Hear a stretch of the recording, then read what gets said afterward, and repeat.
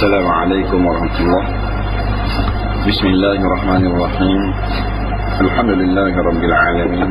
Wassalatu wassalamu ala asyrafil anbiya wal mursalin sayyidina Muhammadin wa ala alihi wa sahbihi ajma'in. Subhanaka la ilma lana illa ma 'allamtana innaka antal alimul hakim. Wala hawla wala quwwata illa billahil aliyyil azim. Kesurat apa itu? Ya? 16.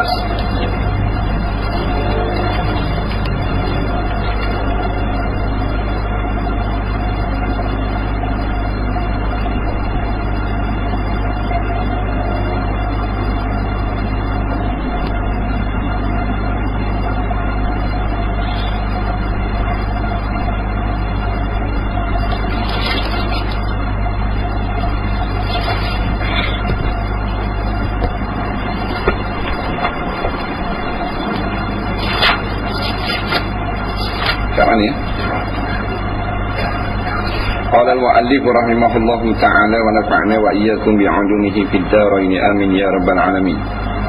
Kata pengarang rahimahullah ta'ala, babu ma ja'a la salata qabla al-'aidi wa la ba'daha. Bab yang telah datang ia pada menyatakan tiada sembahyang dulu daripada raya dan tiada kemudian daripada raya. Ketahuilah kiranya ya saudaraku, adakah bagi sembahyang raya itu sunat qabliyahnya ataupun sunat ba'diyahnya? Qabliyah maknanya sunat sebelum, ba'diyah maknanya selepas. Maka pada hadis yang akan datang ini menunjukkan bahawasanya Nabi tiada sembahyang dulu daripada sembahyang raya dan kemudian.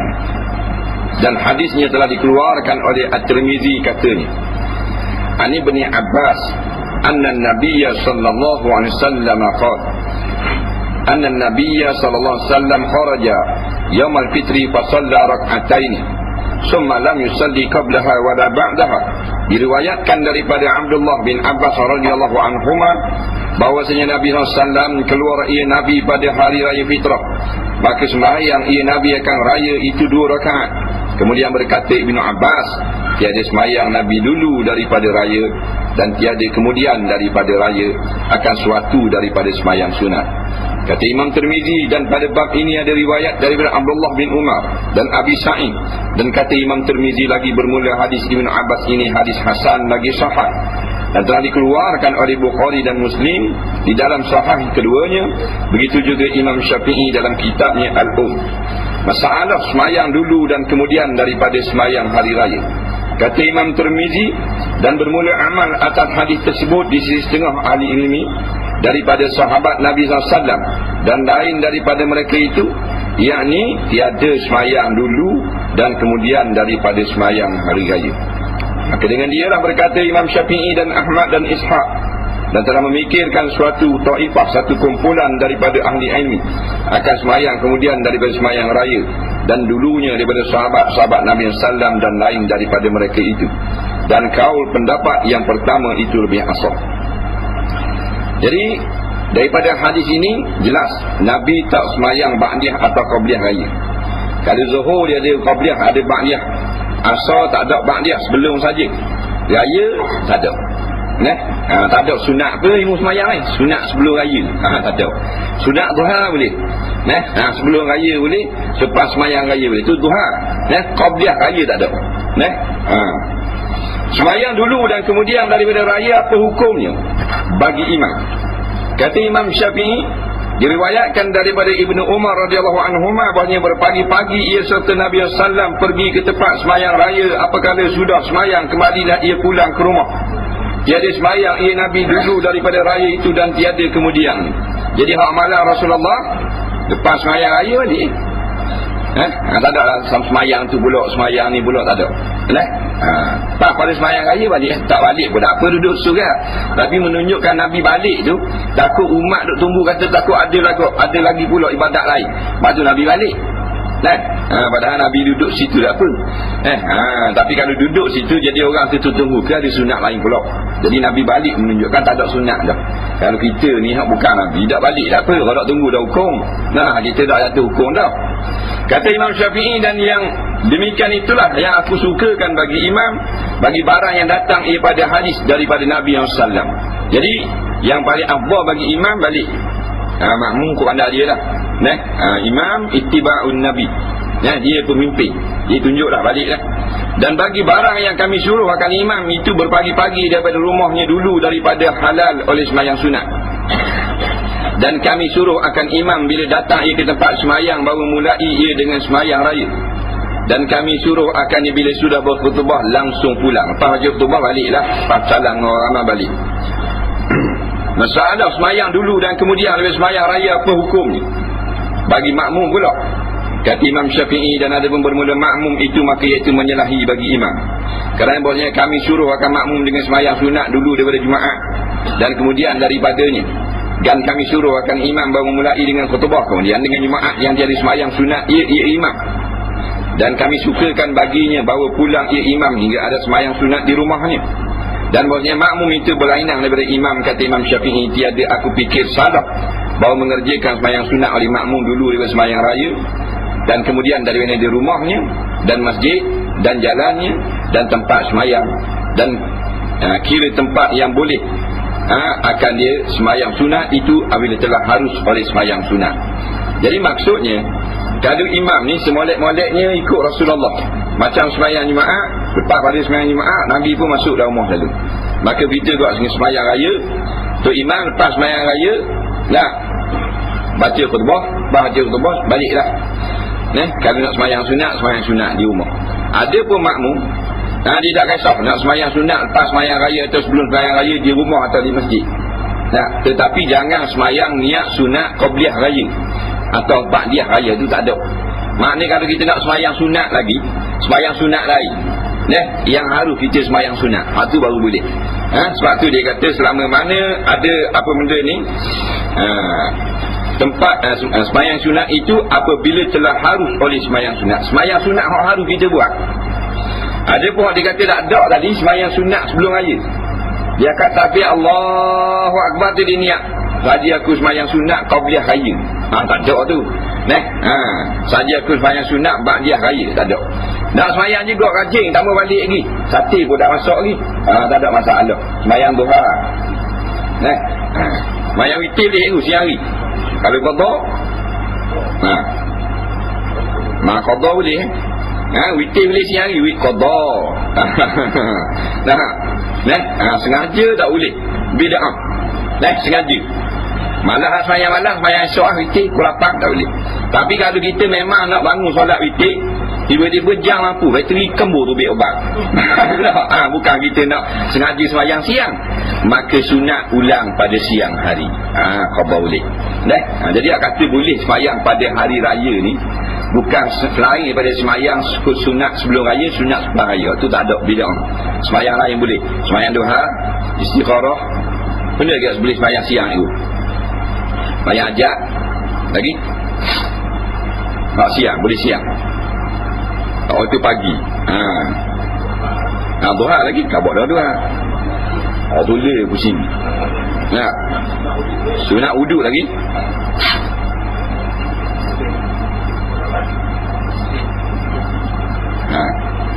Tasbih. Apa tak boleh tasbih siang? Boleh. Sunat nikah. Gitu dah ingat kau. Boleh. Dia boleh siang. Selagi sunat gerhana matahari lah. Gerhana matahari orang sembahyang siang. Gerhana bulan orang sembahyang malam. Gerhana dacing ada.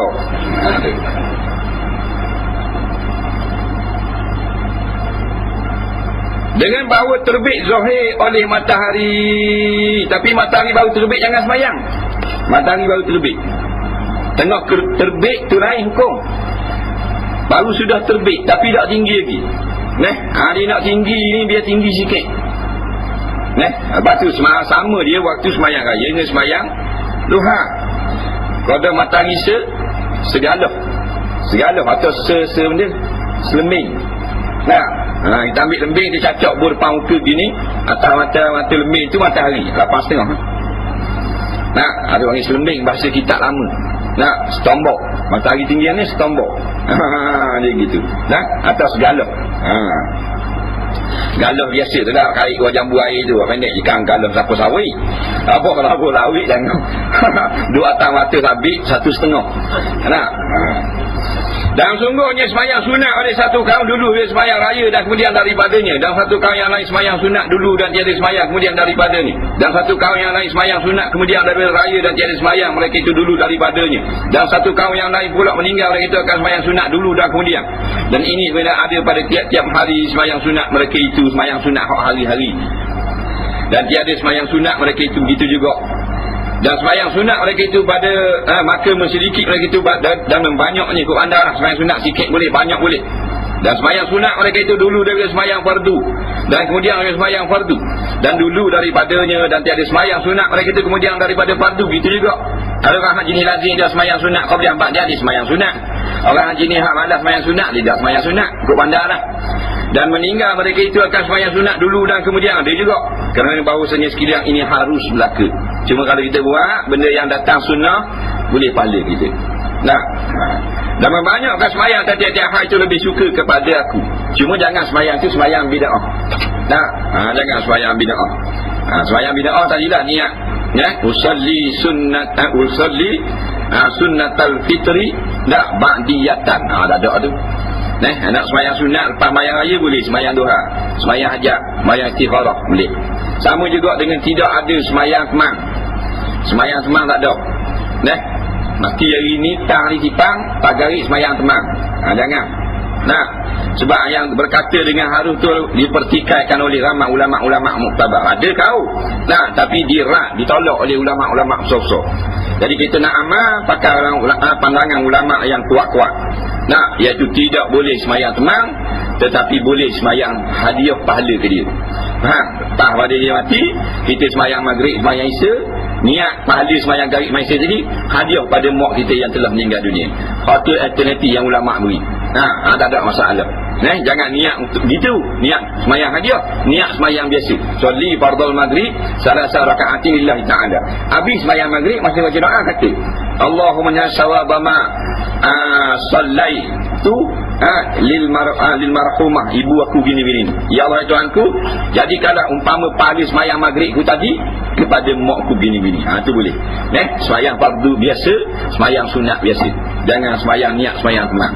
Kerana beramal sangat ulama ketika. Faham?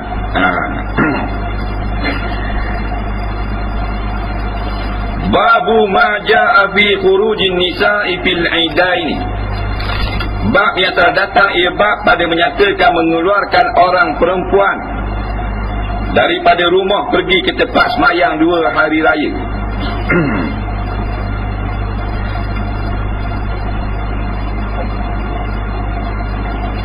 Baik, ni masalah orang puan pula pergi semayang raya 2 negeri pula. Bukan orang puan ada pergi beraya, pergi semayang raya. Kalau orang puan pergi beraya tu memang boleh beraya. Kalau kata tak boleh beraya, boleh batin namanya orang puan. Nak pergi semayang raya gua ni hukum. Ketahuilah kiranya ya saudaraku, dengan hadis yang akan datang ini menunjukkan harus mengeluarkan perempuan-perempuan dari rumah kerana pergi berhimpun ke tempat raya dengan beberapa khilaf ulama padanya. Maka hadisnya dikeluarkan oleh Imam Tirmizi, demikian ini katanya, an Ummi Atiyah anna Rasulullah sallallahu alaihi wasallam kana yukhrijul abkara wal awatiqa wa dawatil khuduri wal huyyada fil idaini. Diriwayatkan daripada Ummu Atiyah. Ummu Atiyah ni kalau kita dengar Ummu depan bukan nama dia. Begitu juga kalau dengar Abu depan maka bukan nama dia. Ummu Atiyah ni maknanya ibu bagi si Atiyah. Anak dia nama Atiyah. Apabila mak dia Ummu Atiyah. Mak nama lain. Dia kata senya Nasibah binti Ka'ab. Nasibah. Nasibah ni nama Arab. Nasibah apa dia? Ingat nama Nasibah. Mana nasib atau habuan kita. Jangan buat nama anak Musibah. Musibah ni malah teka. Bahawasanya Rasulullah SAW adalah ia mengeluarkan segala anak dara. dan segala perempuan, bujang muda dan segala perempuan yang ditakbirkan, yang dipingit di rumah, dan segala perempuan haid pergi hadir pada tempat perhimpunan 2 hari raya fitrah dan hari raya Adha. Jadi kita dengar hadis. Sebelum nak mendengar kataan ulama, dengar kalam Rasul. Itu kaedah ulama. Sebelum nak hurai kataan ulama, sebut hadis dulu. Kalau hadis dia tak jadi, hadis dulu lah. Dia orang yang paling afdal. Tidak Allah Ta'ala ciptakan 7 lapis bumi dan langit ni melainkan nak tunjuk ke Nabi kita seorang. Bukan nak tunjuk kita. Kita ating je, tupang Nabi. Tak tupang something. Masalah mengeluarkan perempuan pada hari raya daripada rumah. Mengeluarkan ni maknanya ajak main pergi belakang. Itu mengeluar. Bukan lepas teruk luar gitu. Kata Abu Isa, dan sungguhnya telah berjalan setengah daripada ahli ilmi kepada ini hadis, iaitu mengharukan segala perempuan keluar pergi ke tempat sembahyang 2 hari raya, dan telah menegah di setengah mereka itu. Dan diriwayatkan daripada Abdullah bin Mubarak, banyak berkata, aku tegah pada hari ini akan keluar bagi segala perempuan pada 2 hari raya. Sekiranya enggan seorang perempuan menaikkan bawa keluar juga ia, maka hendaklah izin, ada izin suaminya, akan dia keluar dengan kain buruk dan jangan berhias-hias, kerana perempuan dan laki-laki pada hari itu fasik, kerana ramai orang fasik.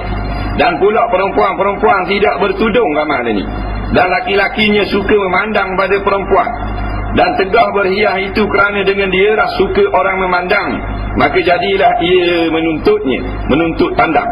Maka jangan, jika enggan ia perempuan mereka hendak keluar dengan segak-segak, maka bagi suami menegah daripada keluarannya. Kata ni daripada hadis tadi kita faham dah. Nabi kata, Nabi telah menyuruh orang perempuan, hak anak dara, mana hak muda-muda, hak tak ada belaki, hak ada laki dah, hak haid, hak putus haid, hak 3 selendar, semua Nabi suruh pergi kat semayang raya. Suruh. Sebab itulah besarnya semayang hari raya ni 2 kali setahun je. 2 kali setahun. Kalau terlepas, tahun depan pula panjang umur. 2 kali setahun. Semayang 5 waktu, orang puang dah suruh, dah galak lagi. Malaikat yang tua-tua, kalau semayang 5 waktu. Malaikat kan ada kuliah, ada ceramah surah masjid. Tu lain. Saja-saja orang puang nak pergi saja semayang 5 waktu, pagi balik pula. Bahasa balik pula, tidak digalakkan. Malaikat orang puang tua-tua. Semayang Jumaat tak payah pergi terus orang puang. Semayang raya dia lain. Semayang raya dengan sembahyang minta hujan, laki-laki perempuan digalakkan. Sebab sebut dalam hadis ni suku-suku dengan khusus. Padahal kalau kata gini tak dah. Kana Nabi SAW yukhrijun nisa, adalah Nabi itu mengeluarkan orang perempuan, padahal tak. Tapi sebut dengan detail. Nabi ni yukhrijul abkara wal awatiqa. Nabi mengeluar, suruh pergi ke semayang raya, budak-budak aduh, anak dara, kemudian perempuan tua, perempuan duduk di rumah, buat kerja, dan yang ada haid, semua pergi belakang. Menunjukkan bahawasanya pentingnya semayang hari raya. Dan orang haid nak semayang lagu mana? Bukan di semayang perempuan haid hak nifas, pergi duduk dekat surau masjid, ambil keberkatan solat hari raya. Orang balik semula.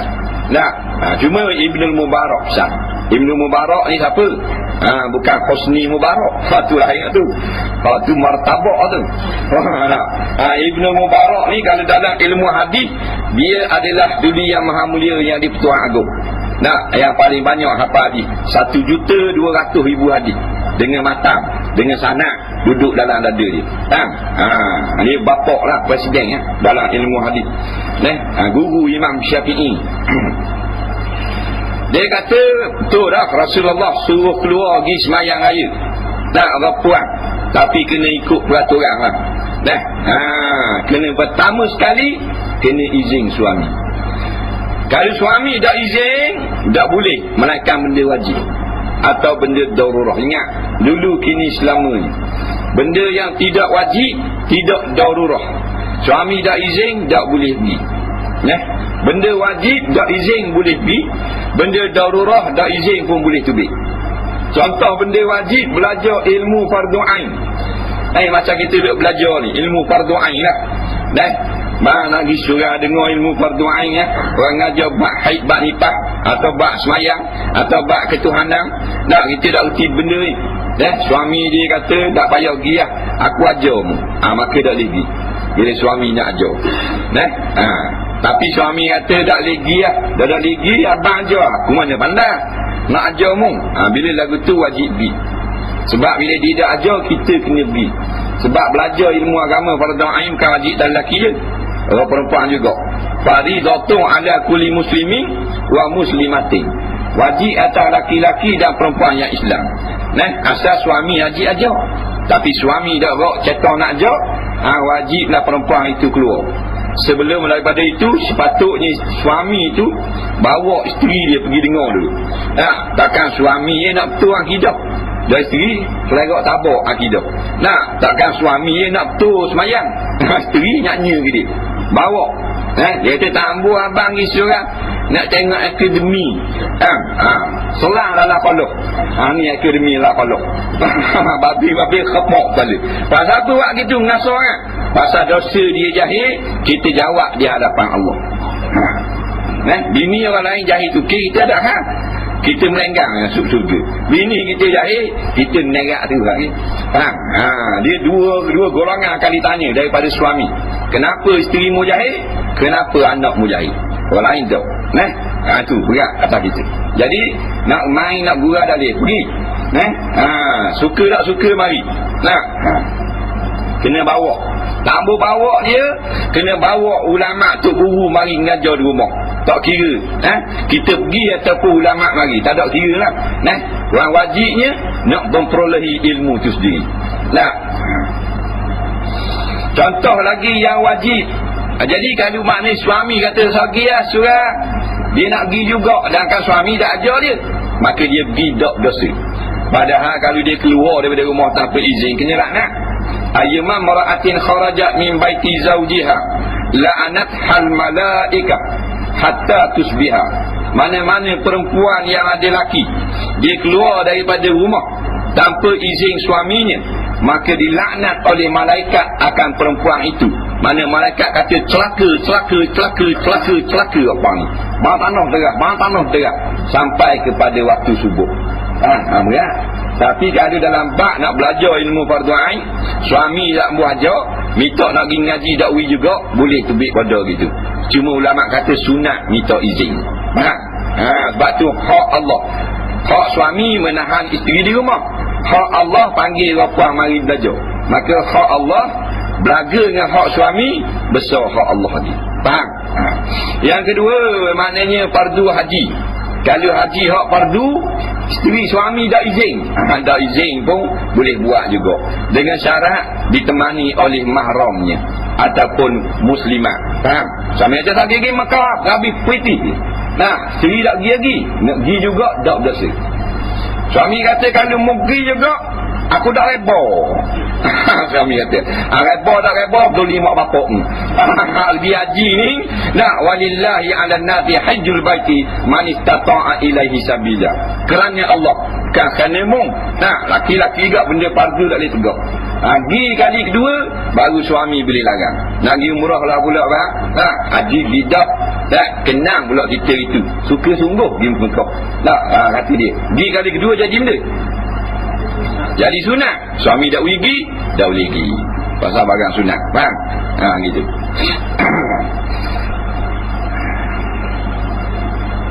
Lagi benda yang darurah tak payah izin suami. Benda darurah, umpamanya nak pergi hospital sakit, suami tak ada di Johor 6 hari khusus hadari. Tak umpamanya, jadi takkan nak tunggu 6 hari. Dah sakit berat ni, boleh keluar pergi hospital. Nak pergi beli keperluan rumah boleh. Boleh. Suami kata aku dah izin Mutubi. Nak beli beras ni malah tak beras sikit. Abang izin. Dah abang balik bila? Balik bulan 9 lagi. Tak ada lagi. Itu panggil darurah. Boleh keluar. Faham? Tapi kedai beras ya. Jangan lajak tasya bandar. Faham? Darurah tu ad-darurah tu tuqaddaru biqadariha saja. Darurah ni sekadar makna darurah saja. Jangan lebih pada hak. Nah, mana lagi boleh keluar daripada rumah darurah. Suami tak izin pun boleh keluar juga. Rumah terbakar. Bukan nak beli barang, rumah terbakar. Nah, bomba kata keluar ambil. Keluar tak boleh. Laki hamba tak izin. Dah izin makuh mu dalam tu. Nah, darurah dia lain. Nah, izin tak izin. Nah, ada menatang ke masuk rumah. Nah, menatang buah. Nah, benda bersih masuk benda. Katok ni boleh tubik. Sakit ngau cikgu ni. Mereka katok besar juga. Katok besar kering. Boleh tubik. Ular lah masuk rumah. Nak Honda masuk rumah barang boleh tubik. Katok lah. Tak agak puang. Dalam ni ada duk main biar jalan. Katok ada di rumah. Jadi ada alik ke rumah tu ada katok tu. Baik. Jadi keluar janganlah bersegok-segok. Nak bersegok gigi nak beraya. Puan nak mari semayang raya, jangan nak beraya. Nak mari semayang raya, skor dululah. Hak barang-barang raya tu skor dulu. Mana relax dulu. Balik semayang raya baru masuk. Niki semayang raya tu masuk dah. Masuk exhaust, masuk chamber, masuk maknanya macam-macam dah. Dah belah watah pada mayang raya nak dengar apa mayang raya tu. Nak dengar tebal selok ni. Selokkan ni tiang buat gini. Tubik tekuk berayung ni hak baru ni. Hak raya. Kawan dia pun keling. Tak tanya dia bunyi. Kami ada apa? Lepeng, tak boleh sekepeng semayang raya pahala. Pasal apa nak tunjuk benda gitu? Ni semayang biasa dia kok. Tunjuk, nak tunjuk cincin jangan. Niat nak pergi semayang, nak pergi dengar. Orang ternapak nak buat gua ni. Aku sudah. Takut kata senilai nak tunjuk. Cincin baru, beriang pula aslinya. Bukan Switzerland. Happy birthday. Rambut birthday. Suami I bagi birthday. Sempena perkahwinan kami selama 78 tahun dah nikah. 16 kali jongek tayak. Dah cincin beliang. Jadi niat nak tunjuk barang-barang gitu boleh menyebabkan terpotong pahala gitu. Potong separuh dia tahan tinggal sama. Takut hutang balik. Kosong-kosong semula. Jangan niat lagu tu. Jadi di semayang raya jangan bersegok-segok. Pakai kanan dulu. Orang lelaki tak apa. Dengan jubah mahalnya, dengan peyah mahalnya, dengan serban moleknya, kalau pelakar apa yang baru tu lain. Niat nak ambil cukup sunnah Nabi, berpakaian baru, keluar solat hari raya. Kerana sunnah Nabi pakai pakaian baru, solat hari raya. Dia gitu. Masalah mengeluarkan perempuan pada zaman sekarang apa macam hukumnya? Kata Imam Syafi'i, diriwayatkan daripada Siti Aisyah radhiyallahu anha, katanya Aisyah, jikalau melihat Nabi SAW akan barang yang dilakukan oleh perempuan pada hari ini, niscaya menegah ia akan datang semayang jemaahnya ke masjid pada sekalian semayang, sebagaimana ditegahkan perempuan-perempuan Bani Israel. Katanya Siti Aisyah, kalaulah Rasulullah masih hidup, nescaya dia akan larang orang puang sekarang walaupun disuruh masjid. Pasal teruk sangat orang puang. Tengok Ibnu Mubarak kata tadi, perempuan-perempuan tu yang berhias-hias tu satu hal dah, bergelik-gelik, muka macam gerezah kerung, berair-air. Lepas tu dak tudung, tengok dak tudung. Hari raya dak tudung. Hari raya ni hari Allah Ta'ala menurunkan berbagai-bagai rahmat dan keampunan. Tiba-tiba dak akan tudung. Comel seluar jin hari raya, baju raya baru, tak pakai tudung. Baru nak dapat rahmat, tak boleh bala dah pula. Jadi kalaulah maknanya Nabi SAW tengok orang puan learning, berat lah. Memang Nabi tak boleh tubik. Ya sungguh. Mak Rasulullah keng menurut. Dia keng. Dia pernah tengok orang puan pakai baju, maknanya nampak, maknanya bau. Nampak lengang. Dia pun tegar, mu ni balik dah. Tak layak malaikat nampak muka dengan tangan dah. Pasal mu rapang so. Nak. Dah pernah perempuan pergi nawak orang mati dalam pakaian comel dah, jangok dah. Nak dengan bergecu, dengan bercelok. Nabi kata pergi balik belaka. Mari buat benda. Buat mengacar je kalau gini. Bukan nak ziarah orang mati ni. Nak buat bolok wak ni. Nak. Bekeng Nabi. Pak lembut-lembut kau. Pak bekeng. Jadi kalau sekarang berat nak. Kalau orang puang dia ni. Nak. Tak akan tuduh pusat sembuh. Tak pusat. Pakai subang pula pusat. Dulu pakai di telinga. Pakai di pusat pula. Teruk doa-doa lalu. Pakai labuh molek dah. Siapa ke dah apa dah. Maknanya buku lali comel dah. Buka pula kat dada. Dah betul leh pula ni dada. Nampak kulit dada. Dah kulit ke puang. Bukan macam kulit dada Tok Bilal. Kalau tengok lugar. Kulit ke puang ni Tuhan buat dah. Orang lelaki tengok tak boleh. Jadi mata kera lalu musim ketang. Pada sekalian semayang kena ditegahkan perempuan Bani Israel. Maka ya saudaraku, pada zaman sahabat berlaku perempuan itu dan laki-laki akan perkara yang tiada aman, iaitu perempuan suka bersegak-segak dengan pakaian. Zaman sahabat berlaku dah. Bila dah Rasulullah wafat, jadi langgar hukum. Jadi langgar. Sebab berkat Nabi, yang hidup Nabi kemah hukum. Nabi wafat tak kemah. Bukan sahabat tu tak kemah, keberkatan juga.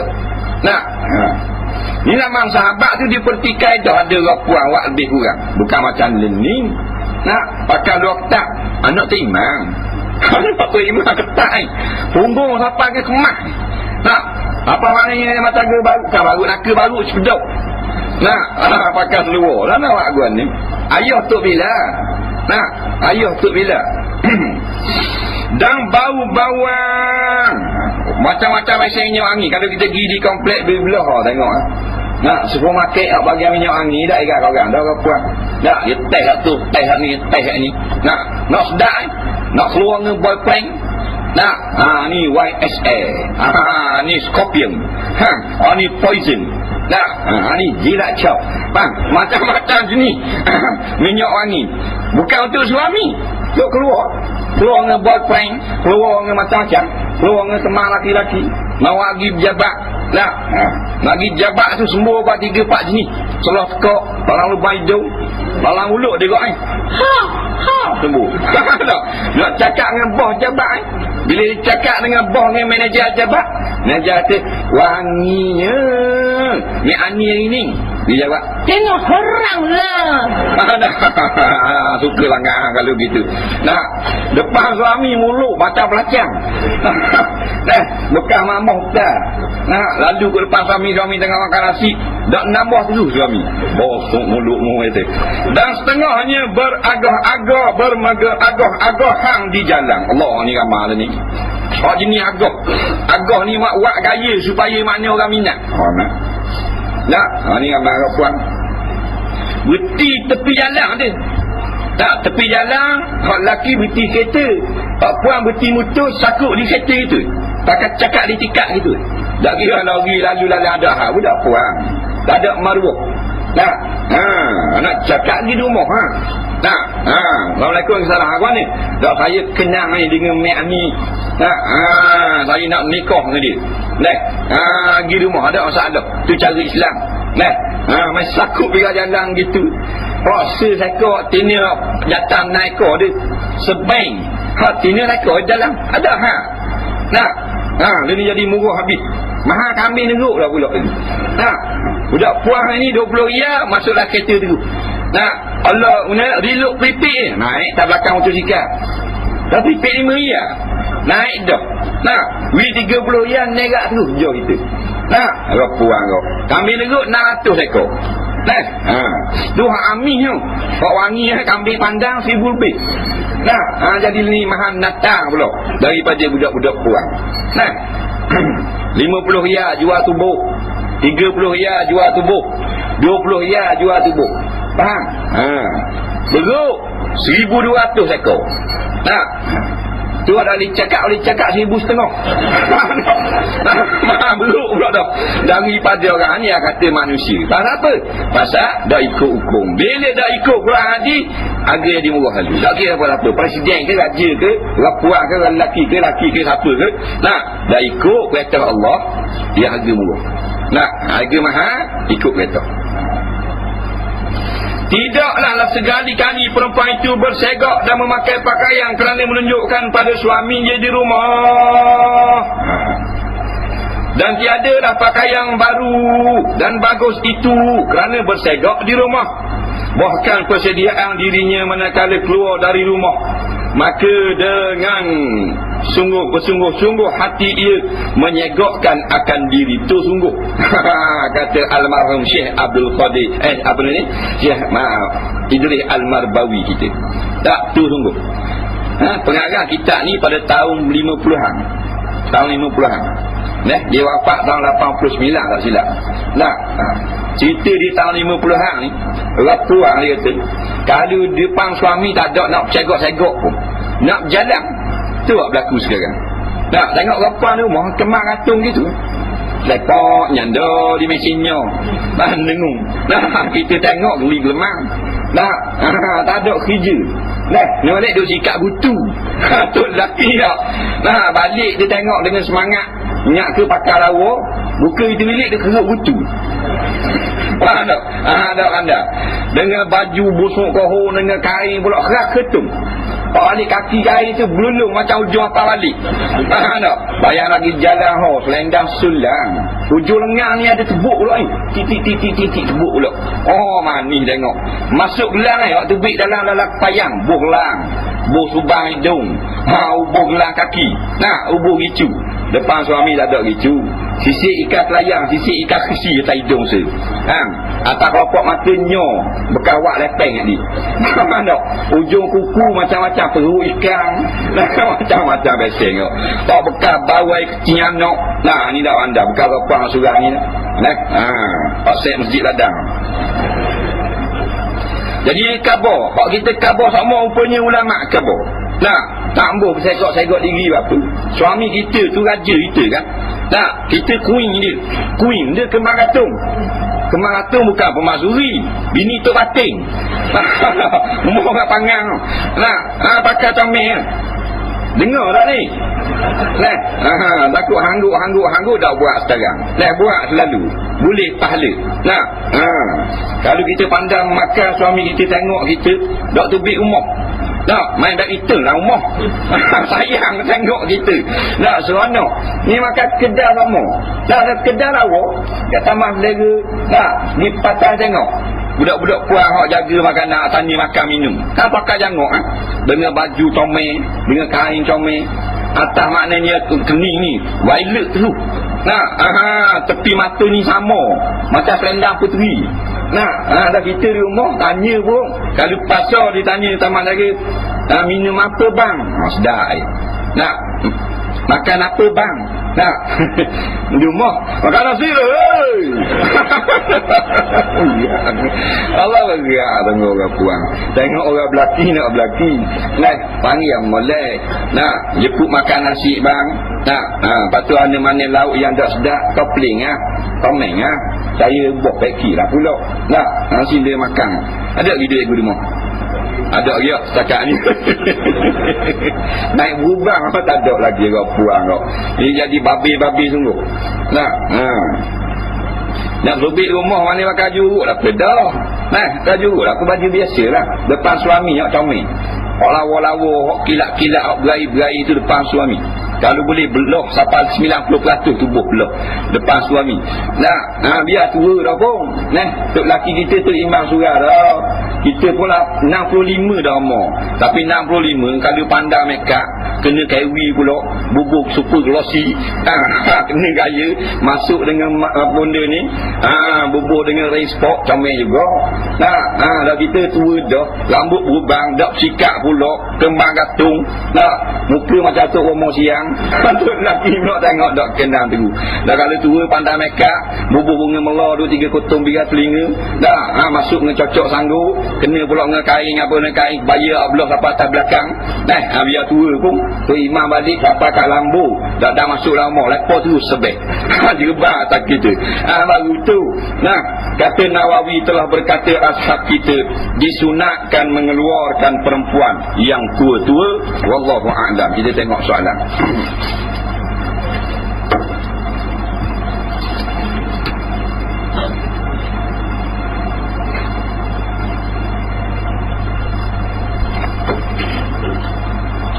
Soalan yang pertama, jika kirim derma pada seorang kemudian beliau buat belanja duit tersebut, apakah masih dapat pahala untuk kita? Ni dah amanah ni. Kalau tak sengaja tu hal lain lah. Orang suruh beri kepada orang ni 100 riyal, dia bahang dia. Tak. Dah boleh pahala tak kita? Ya, niat pahala berderma boleh. Pahala daripada makan 100 tu tak ada. Kerana tak sampai ke matlamat. Jadi dapat pahala niat. Batu niat biar betul tu. Bila niat kita betul, ikhlas, orang selewing pun kita selamat ni dengan niat tersebut. Sedang duduk antara dua sujud, tiba-tiba datang seekor nyamuk hinggap pada lengan. Lalu saya tampar beliau. Beliau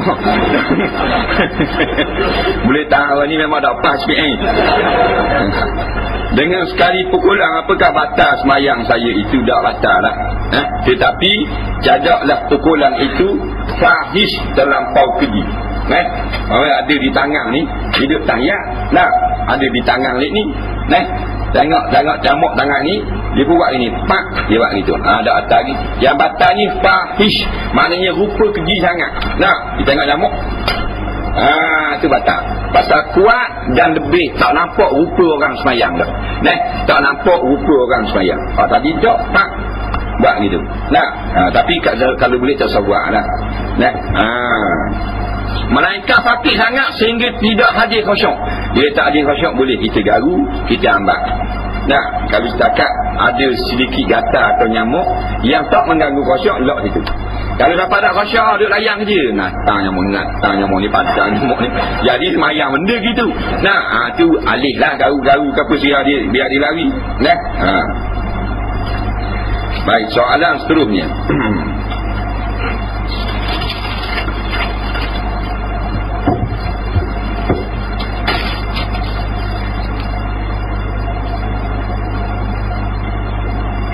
Semasa saya belajar di Pusat Kemahiran ABM, CIDB, dan ada seorang ustaz membaling batu sehingga pecah cermin di asrama.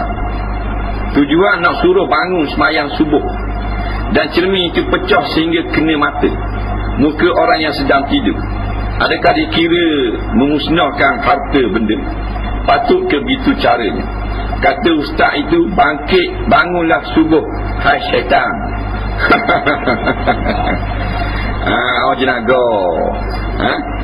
Akademi Binaan Malaysia. Jenaga.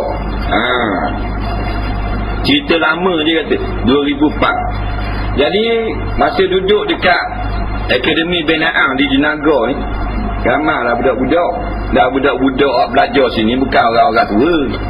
Hak jenis hak lebar sangat. Biasalah budak-budak bangun lewat pondok pun bangun lewat gak. Budak-budak ada gak. Di mana-mana gitulah sebut orang muda-muda.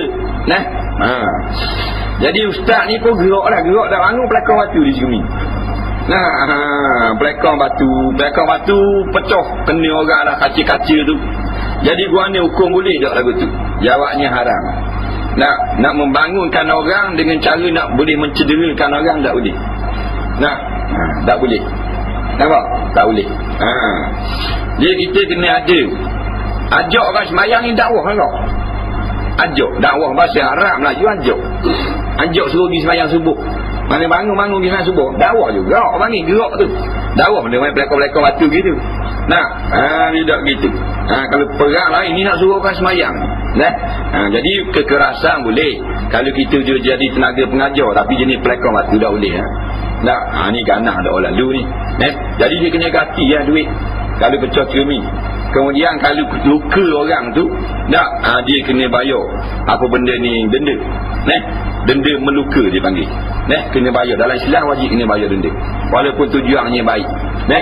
Yang tak bayar denda kalau kita diperintah oleh agama. Bila kita diperintah, tiba-tiba cedera orang, tak bayar denda.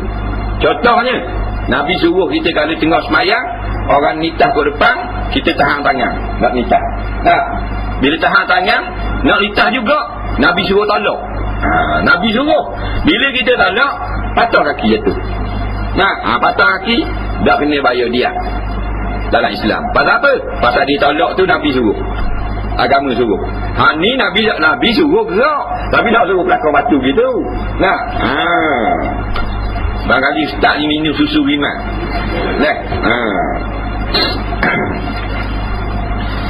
Lepas tu dia kata bangun subuh lah wahai syaitan. Tak boleh kata gitu. Sebab subuh memang syaitan tak bangun subuh. Sebab pun mungkin kata gitu.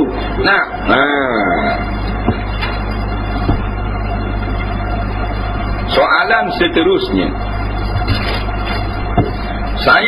soalan saya mengenai solat berjemaah. Semasa saya masuk dalam sah solat jemaah waktu isyak, saya tak sempat baca Fatihah kerana imam telah pun rakaat pada rakaat pertama.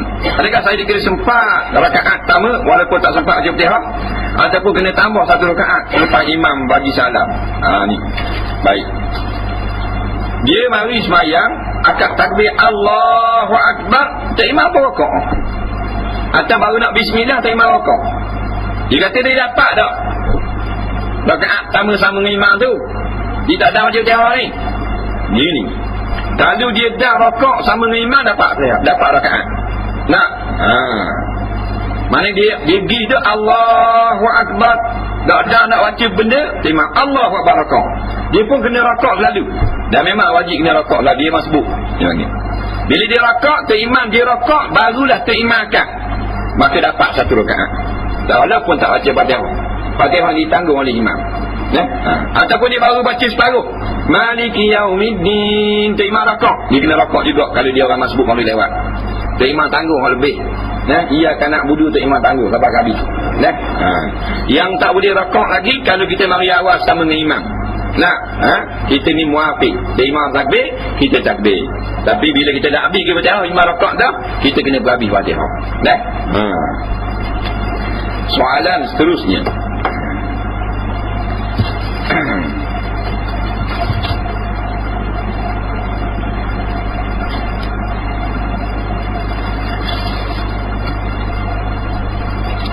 apakah pandangan Islam tentang setengah orang berpakaian serba hitam di hari percara pengebumian mayat orang Islam yang sejak akhir-akhir ini telah menjadi satu trend?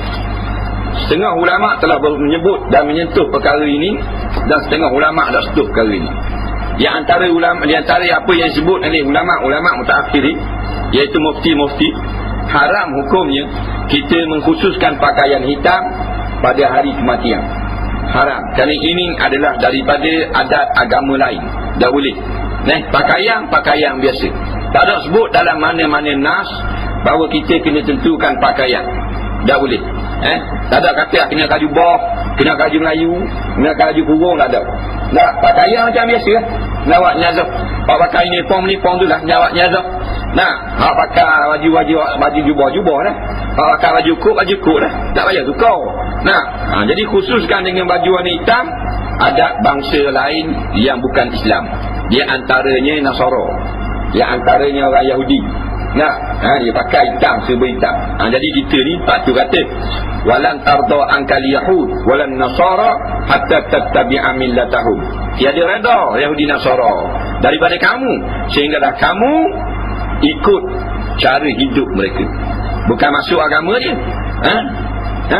Tattabi'a millah ni maknanya mengikut cara hidup saja. Millah cara hidup. Jadi cara dia kalau mati nawak hitam, kita berikut tak pakai hitam. Itu maknanya ayat kita habis ikut Yahudi Nasara pula. Jangan ikutlah. Waktu yang kedua nak peringat, tidak ada sebarang ulama' yang mengatakan kena pakai apiah atas sokok nak pergi nawak. Tak ada. Makna kita atas hak kita masa tu. Orang lelaki ni lah, kalau tengah pakai apiah, kalau tengah tak pakai apiah, tak kami tak ada hak. Sebab ramai orang yang bila dia pergi nawak, dia kena balik dulu. Tak boleh nak balik dulu, nak ambil apiah dulu. Tak payah. Dalam keadaan biasa lah. Nak, pergi balik akad piyah dulu pula. Nak, tak ada hak. Bukan haji akad piyah. Nak, ni ada balik dulu.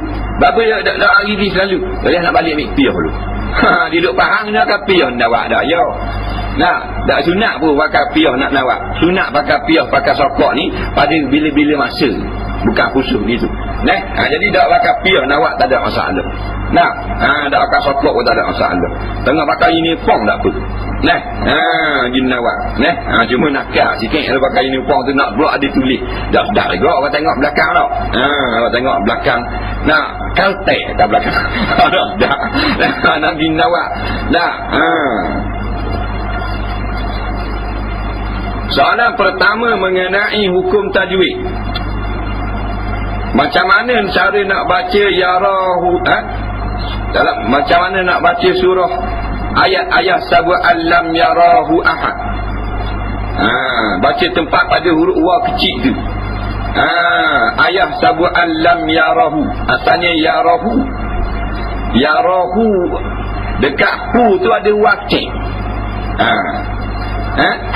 Yarahu ke yarah baca. Tak imam. Ayah sab'al lam yara ke yarahu. Yarahu hu tu panjang pendek. 2 rakaat tu pada tu dibuh wakil. Makna wakil ni situ berti 2 harakat. Tu yang paling afdal bacaan ni. Ada juga khilaf yang membaca panjang lagi. Sampai kepada 4 harakat. Tapi ini bacaan khafaf 2 harakat saja dah. Ayat sab'al lam yarahu ahad. Hu tu berti.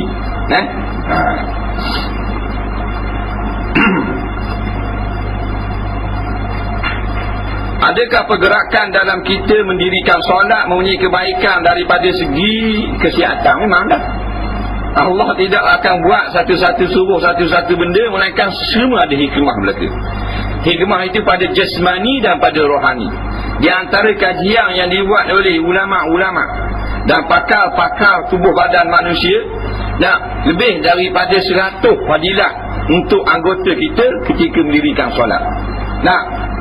Masa kita berdiri, masa kita duduk, masa rokok, semua tu memberi kebaikan.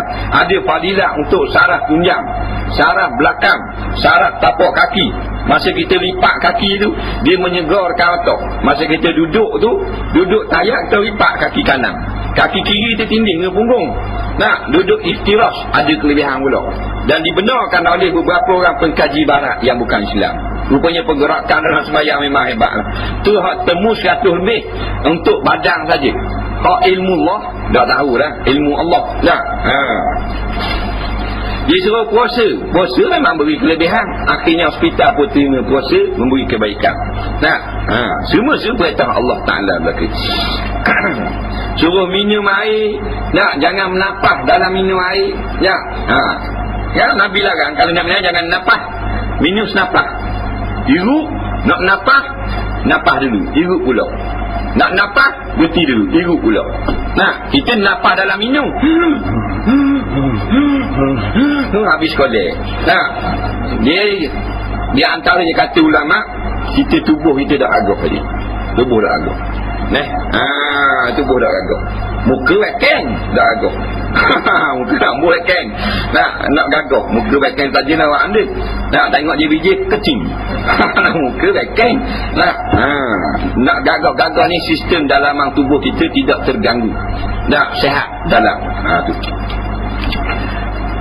Apakah hukum melepak dengan membuang masa tepi jalan dan wakaf-wakaf atau supermarket dan lain-lain? Hukumnya rugi masa lah. Wal asri innal insana lafi khusrin. Demi masa, kebanyakan sesungguhnya banyaknya manusia itu dalam rugi. Illal ladzina amanu wa amilus solihat. Wa tawasaw bil haq wa tawasaw bis sabr. Mereka orang beriman dan orang amal soleh. Nabi tegur lama dah jenis duduk lepak biar jalan lepak supermarket. Boleh. Kalau kita nak duduk kat biar jalan, tunaikan hak-hak jalan. Jangan ganggu orang jalan, jangan tengok orang jalan. Nak cakap boleh, tak ada masalah. Nak duduk biar wakaf, tepi jalan boleh. Ada hadis yang membenarkan. Tapi kena tunai hak. Orang lalu jangan tengok. Nah, ni lalu dia orang tengok, oh, bokok bela istimi. Lalu ni pula, bang awet ni. Secara nak duduk tepi jalan ambil benda juga, kalau duduk juga. Tapi bukan dah habis suruh.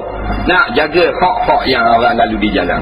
Nah, ni ada sembang atas jalan tu duduk tengok. Kereta kena lalu ke birat dia. Nak pasang taman-taman. Hebat. Dia hebat. Duduk tinggal dengan jalan. Tak itu sepuh. Nah, dia tak ada punggung sebelah. Nah, tu tak menunaikan hak lah. Tak boleh. Boleh duduk. Kodok-kodok patutlah. Satu soalan yang terakhir. Mana ni?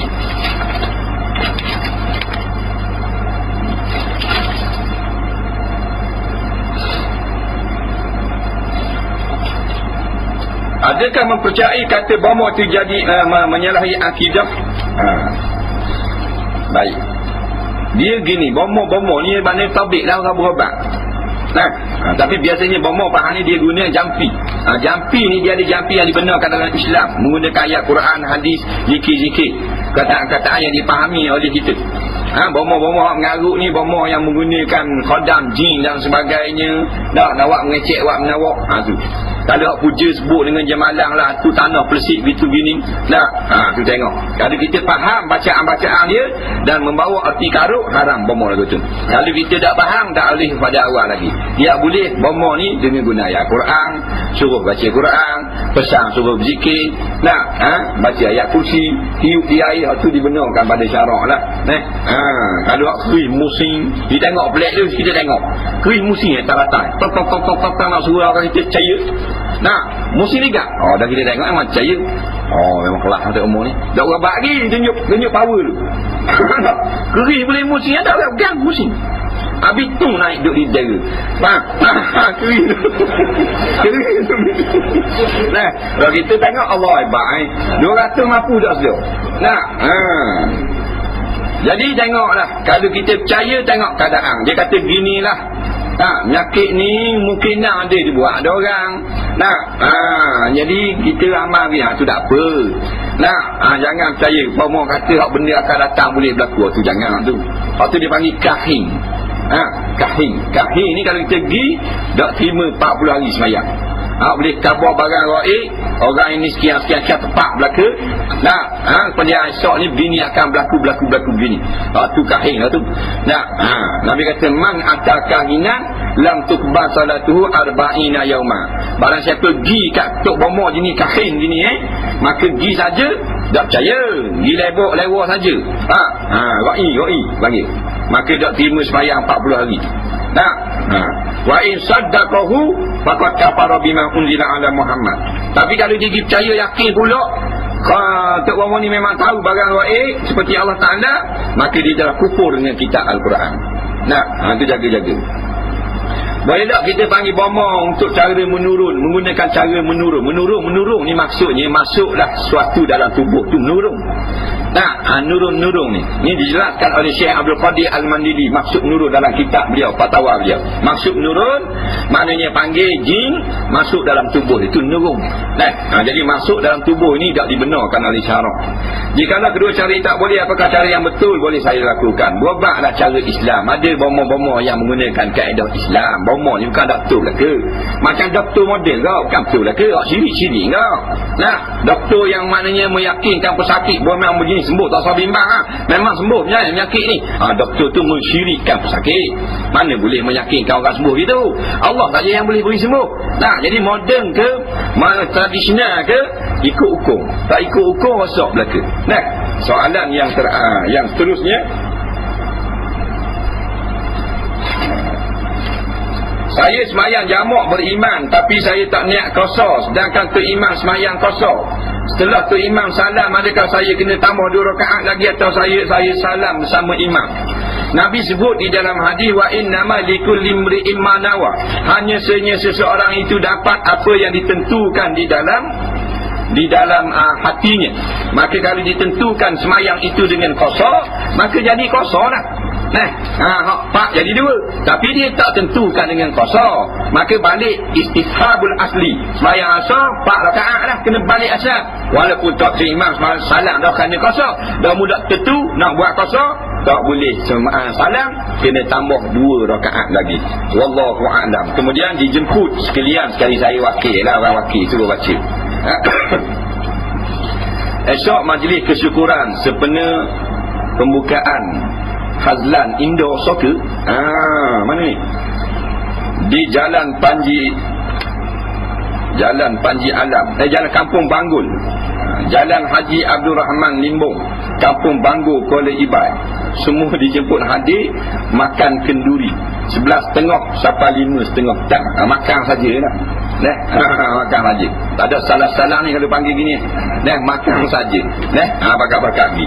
Wallahu a'lam. Bismillahirrahmanirrahim. Allah manfa'na bima 'allamtana wa 'allimna bima yanfa'una. Rabbana zidna 'ilma. Rabbana atina fid dunya hasanah fil akhirati hasanah wa qina azabannar. Wa sallallahu ala sayyidina Muhammadin wa ala alihi wa sahbihi wasallam. Walhamdulillahirabbil alamin. Assalamualaikum warahmatullahi